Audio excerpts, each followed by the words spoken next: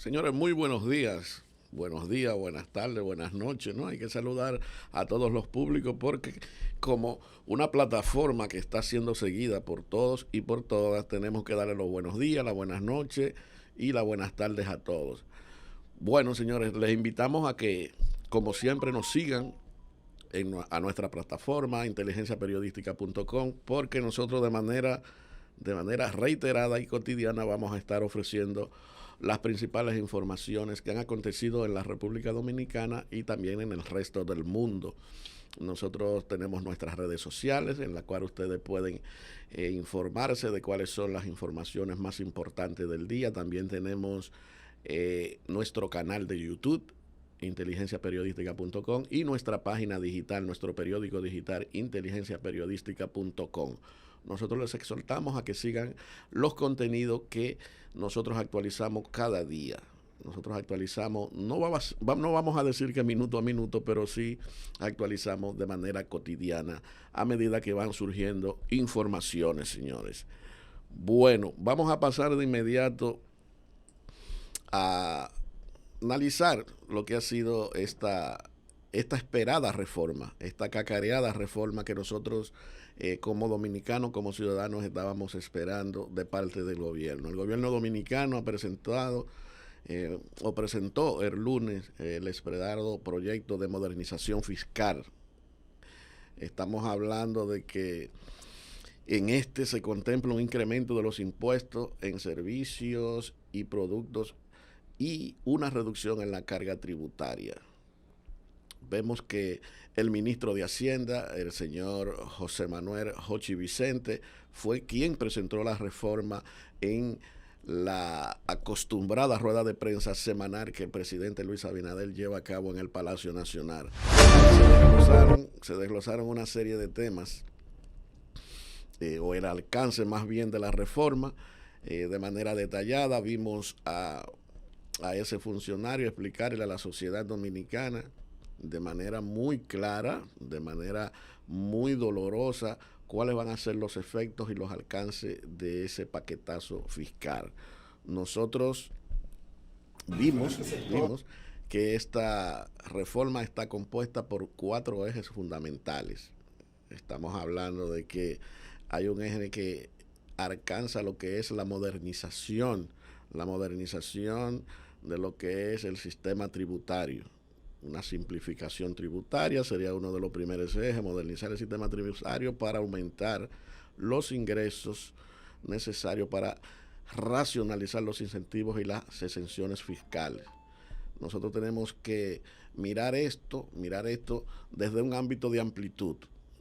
No podemos reducirlo a que nos afecte aquí y nos favorezca allí, sino que nosotros tenemos que verlo ya de una manera más integral, ¿verdad? Entonces, hay muchos sectores ya que comienzan a, como siempre, expresar su descontento, su desacuerdo y a llorar.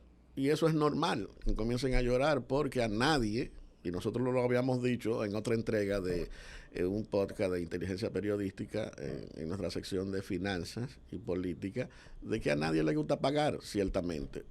Pero esto se ha ido postergando, se ha ido echando a un lado, se le ha ido dando larga y ya el nivel de endeudamiento que registra la República Dominicana no resiste más que no se revise eso.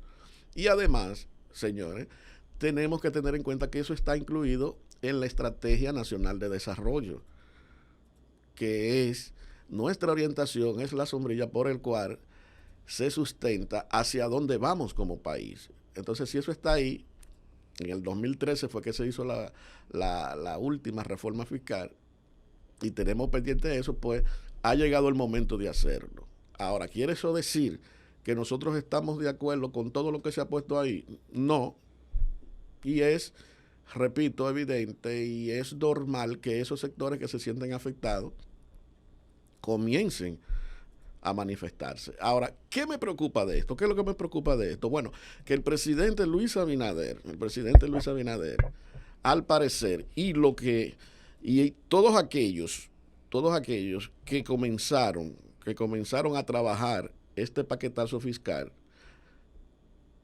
se nota como que no consultaron a los distintos sectores que iban a ser grabados. ¿Por qué digo esto? Bueno, estamos viendo al sector turístico que está manifestando, incluso ha publicado, han salido comunicados en la prensa y han salido informaciones de que ese sector colapsaría, de eliminar todo lo que se ha puesto en esa modernización o reforma fiscal.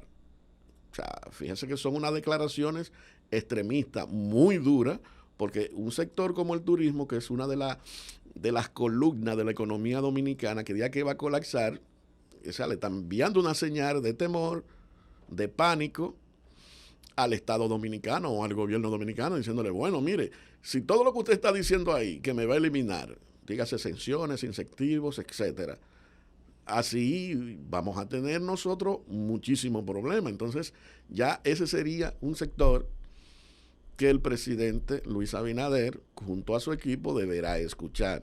De igual manera, yo he escuchado también, a Docine, que es el colectivo que agrupa a los productores cinematográficos, quejarse de lo mismo, quejarse de que no se le escuchó, de que no se le llamó. Entonces, hay una dicotomía. Se está diciendo que sí, que esa reforma se consensuó y que se intercambió y se socializó con los distintos sectores a los cuales se iba a intervenir. Entonces, dice el gobierno que sí se hizo. Entonces, dicen esos sectores que no se llevó a cabo. Entonces, lo que uno está mirando que de manera pública ahora ellos se siguen quejando de eso. A Docine. Vimos también, por otra parte, a los comerciantes, los detallistas, los vendedores de bebidas alcohólicas, diciendo que con ellos no se ha hablado y que por demás no están de acuerdo con las decisiones tomadas por el Poder Ejecutivo. Entonces, cuando nosotros vemos eso, que esos son sectores hipersensibles y que aportan al Producto Interno Bruto, uno se preocupa. Entonces, ¿cuál es la exhortación final que uno le puede hacer? Uno no tiene, o sea, no tiene por qué estar aconsejando a presidente ni a equipo económico. Ellos son los que saben, ellos son los que tienen sus técnicos y tienen sus especialistas y tienen sus sabios ahí, que son los que elaboran sus políticas públicas y son los que conocen verdaderamente qué se va a hacer y qué no se debe hacer. Bueno, que trate de observar todas esas recomendaciones e inquietudes que tienen esos sectores, porque al fin y al cabo es con ellos que hay que trabajar, es con ellos que hay que entenderse. Entonces, ¿cuál es la forma? Bueno, que públicamente se reúna, que el presidente llame a los distintos sectores que están en eso, y eso creo que no tarda mucho. ¿Por qué llevarla tan apresurada la reforma? Es simplemente llamarlos a ellos, conversar con ellos, escucharlos, y si tiene que flexibilizar en algunas cosas, bueno, pues que flexibilice, porque de eso se trata la democracia. La democracia se trata de eso, de consenso, de diálogo, de concertación. Entonces, ¿por qué no escuchar? Sería interesante hacer ese ejercicio. Y esa es la recomendación que nosotros le damos al presidente. Ahora, esos son esos sectores. Hay un sector, señores, que no tiene vocero. Usted me dirá, bueno, los sectores más carenciados, los sectores de escasos recursos, sí, magnífico. Eso tiene quien hable por ellos. ¿Por qué? Porque hay un Estado protector, un Estado social, que le protege en cierto modo, porque le tiene tarjeta solidaridad, le tiene bono luz, le tiene bono gas, le tiene bono alimentación, bono estudiantil, y eso de una u otra forma le mitiga cualquier tipo de acción. Ahora, ¿quién es que no tienen doliente? Lo que no tienen doliente es ese segmento tan importante de la economía dominicana que los sociólogos llaman y los economistas clase media. Señores, hay un elemento, hay uno, por mencionar, o dos elementos por mencionar, por hacer una mención. Señores, estamos hablando de un incremento en el marbete de la placa. Ustedes saben lo que es eso, pero un incremento de un 100%. Estamos hablando que un vehículo que pagaba 1.500 pesos, a partir de lo que se está presentando en esta reforma, oigan bien, a partir de lo que se está presentando en esta reforma, va a pagar 3,000 pesos. Ustedes saben lo que eso significa. Esto se va a poner aquí, al igual que en Estados Unidos. ¿Cómo que está en Estados Unidos? Bueno, que uno llega a visitar a un familiar o llega a visitar un amigo, y cuando uno va entrando a la casa, ve varios vehículos parqueados y uno le pregunta, oye, esos vehículos ahí, ¿por qué están ahí? No lo uso. ¿Pero y por qué? Es que sacar una placa es muy difícil. Aquí es muy caro. No difícil, sino caro. Es difícil por lo caro. Entonces ellos prefieren, para pagar un tributo tan alto, lo que hacen es que lo dejan ahí y compran otro vehículo. Hacia ahí vamos nosotros. Entonces, ese de 1,500 pesos va a pagar 3,000 pesos. Eso es un golpe durísimo. E igual que los que pagan 3,000 pesos, que estamos hablando de modelos un poco más nuevos, estamos hablando de un carro de 2018, 2019, 2020, 2021. Eso van a pagar 6,000 pesos van a pagar. 6,000. Es un 100% también. Entonces cuando uno ve ese tipo de situación, dicen, pero ven acá, ¿y hasta dónde que van a golpear? Porque están dando hasta que le duela a uno. Porque uno se coloca en esa franja, en ese sector. Entonces, si vemos cómo se maneja eso, que son 2 puntos que yo le estoy trayendo, nada más. Señores, hay que ponerle atención a eso. La clase media no se puede seguir cargando aún más. Y esto suena hasta como cliché. Y no lo es. No es un cliché. Es que es una situación que uno lo siente día a día. Otra situación que yo pienso que el gobierno debe de ponerle atención también. Y los que están trabajando ahí, el equipo que está trabajando con el señor presidente de la República, es el de la situación inmobiliaria, de la compra de apartamentos. Por ejemplo, dicen, no, que los apartamentos de bajo costo van a este centro porque lo vamos a llevar hasta 5 millones de pesos. Bien.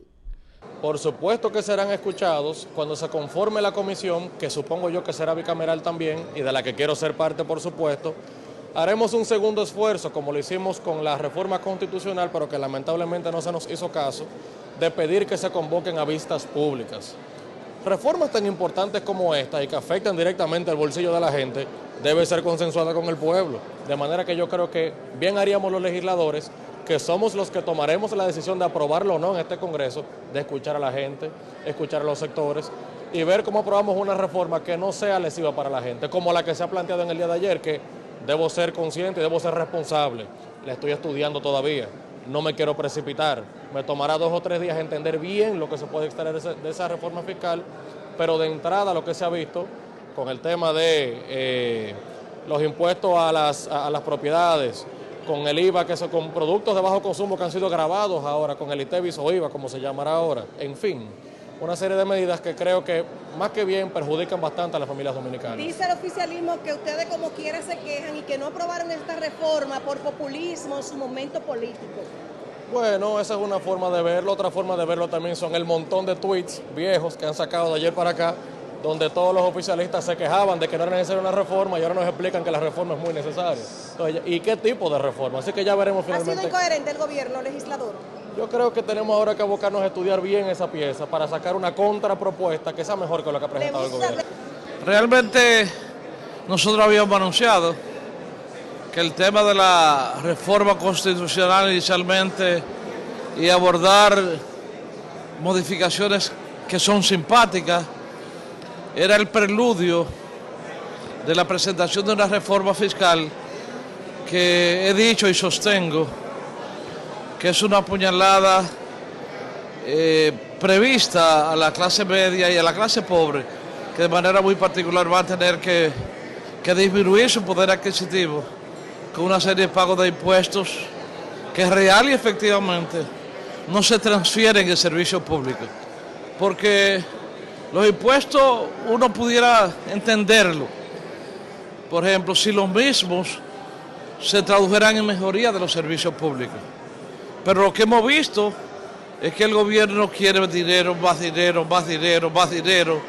Le mete la mano en los bolsillos a la gente, se los saca de la cartera para gastos que no se ven en la sociedad. ¿Han mejorado los servicios públicos en los 4 años? No, no han mejorado. No porque yo sea de la oposición. ¿Hay más apagones ahora? Claro que hay más apagones. ¿Los servicios sanitarios están más malos? Claro que están más malos. Entonces, ¿para qué quiere el gobierno más dinero si no es para mejorar los servicios públicos de la ciudadanía? Por lo tanto, yo siento que el PRM, con su afán insaciable de recursos, ya no solamente con financiamiento, con préstamos, que nunca se había visto que un gobierno había tomado tanto dinero prestado como el PRM. Entonces, no solamente no se hartan con el dinero que coge prestado, ahora se lo quieren sacar de los bolsillos de la cartera a la gente. Bien, ¿para qué? La pregunta es ¿para qué quieren tanto dinero? ¿Qué han hecho ellos con tanto dinero? Pero todo ese dinero que el Congreso les facilitó en financiamiento y en préstamos, ¿qué han hecho? Dígame una obra que hayan hecho. La luz ha mejorado. Yo pudiera decir, el subsidio al sector eléctrico son alrededor de 110 mil millones de pesos, que si se mejora todo eso, no se justificaría quitar la cartera a uno. Entonces, siento que, bueno, están borrachos de poder, lo tienen todo. Ellos dirían, bueno, el pueblo me dio el poder para hacer lo que yo quiera. Y precisamente se han convertido en un gobierno de un partido único, que ellos se hacen lo que ellos quieran. Entonces, ¿qué van a hacer ustedes hoy en la Asamblea Nacional? Ayer vimos la actitud, pero hoy, ¿qué se prevé que hagan? Mira, nosotros vamos a seguir insistiendo de lo innecesario que son las propuestas de reforma. No hay necesidad, son insulsas. No, en nada cambia el nivel de garantía en lo que tiene que ver con la Constitución del 2015, absolutamente nada. Son modificaciones cosméticas. El Ministerio Público, antes con lapicero y ahora con consejo. Entonces ahí realmente nosotros estamos asistiendo para demostrarle al pueblo que son cosméticas. Entonces, pues claro, para preparar para la reforma fiscal, que al fin y al cabo lo que yo quiero. ¿Qué valoración le dan? Pero, señores, ¿saben de qué es lo que estamos hablando? Estamos hablando que un apartamento que cueste más de 5 millones de pesos va a tener que pagar impuestos anualizados. Óigase bien, que nosotros como clase media vamos a tener que anualmente pagarle una renta al Estado Dominicano, al gobierno de turno. Entonces uno va a seguir, ¿para qué uno se esfuerza? ¿Para qué uno se esfuerza? Para obtener un bien y para tener su techo propio. Si cada año tiene que pagarle una renta al Estado Dominicano, al gobierno. Estamos hablando de 5 millones, de 6 millones ya usted tiene que pagar, creo que es un 1,5% o un 1% del valor del inmueble, que dicho sea de paso, van a entrar en un proceso de revisión y de evaluación en términos de tasación de cada uno de esos inmuebles para que Impuestos Internos tengan una tabla ya actualizada del precio que ellos le van a poner. Es decir, que si ellos le pusieron 7 millones de pesos a un inmueble que a usted le costó 3.5, ya usted sabe que usted anualmente tiene que estar al día con el pago de esos tributos. Entonces, cuando usted va mirando eso, unido a la expansión de gravamen a los alimentos, que solo dejaron exento creo que 5 o 6, el arroz, los huevos, la leche, el plátano y la yuca. Creo que fue que dejaron exento. Después todo va a tener un impuesto. Entonces, ¿cómo? Usted me diga a mí, la vivienda, la comida y la movilidad, usted la va a tener afectada, la va a tener amenazada. Estamos llegando a un proceso de acorralamiento de esa clase media que de algún modo debe de expresarse. Como no tiene voceros, porque los de abajo lo tienen porque el Estado le protege, y los de arriba ya ustedes saben lo que hacen, porque los de arriba se están quejando, pero ellos lo que hacen es que ellos transfieren ese incremento, ellos lo transfieren al consumidor. Entonces los consumidores no tienen quien les defienda. Con esto yo no estoy sugiriendo nada, absolutamente nada, pero de alguna manera esa franja, ese segmento de la población dominicana que tanto contribuye al Producto Interno Bruto, debe de buscar un escape para expresarse. Debe de buscarlo. Porque ¿quién le representa? Nadie. Y en cada propuesta de reforma fiscal siempre se carga a esa franja de la sociedad dominicana que es la clase media. Entonces, eso ha sido histórico, es histórico. Los gobiernos no observan eso, no hay un incentivo, no hay un cuidado, porque es verdad que tenemos que pagar y la democracia tiene un precio. Mantener ese sistema funcionando, el sistema democrático nuestro, tiene un precio, pero no puede ser más para un lado que para otro. Tiene que haber un equilibrio, sin injusticia y sin privilegio. Nosotros vemos, por ejemplo, también que se están quejando algunos sectores de la zona franca. De la zona franca fundamentalmente que están en la frontera, o sea, son exenciones. Estamos hablando de que las exenciones van por más de 200 mil y pico de millones de pesos. Son las exenciones. Y gradualmente se van desmontando. Un ejemplo es esa orientación que se ha hecho hacia la frontera. Usted me dirá, bueno, porque eso genera una competencia desleal, porque los que están en ese lado de la República Dominicana tienen comodidades para hacerlo y venden ese producto aquí de manera mucho más competitiva y le toman mercado a los que sí están cargados de tributos, porque ellos tienen incentivos y tienen exenciones. ¿Comprende? Mientras que los que están de este lado no lo tienen. Entonces hay una disparidad y eso genera irritación. Que le hayan eliminado un poco, que se estén quejando, bueno, eso es normal, pero señores, ya esa ley de incentivos fronterizos, eso tiene más de 10 años. Igual que también el sector turismo, o sea, ahorita hablábamos de que sí, de que es importante, pero también debe de haber un cierto nivel de racionalidad de esos sectores, de entender de que se trata ya ese incentivo, esas exenciones cumplieron su objetivo. Ya lo cumplieron simple y llanamente. El incentivo fronterizo, el incentivo al turismo, igualmente el cine. El cine, una industria interesante, se ha desarrollado muchísimo. Tan desarrollada está que genera miles y miles de empleos, genera inversiones, o sea, es muy dinámica. Entonces ya está adulto, ya no está gateando ni está niño, ya está adulto, ya puede sustentarse por sí solo. Entonces, cuando vemos eso, de que todo el mundo grita, no, tenemos que ser sensatos, tenemos que ser dominicanos verdaderamente ciudadanos, entender los procesos históricos y los procesos sociales, para que así nosotros no generemos descontroles sociales, no generemos ningún tipo de tensión que pueda dar al traste con la democracia dominicana. Vamos a hacer una pausa y regresamos con más comentarios.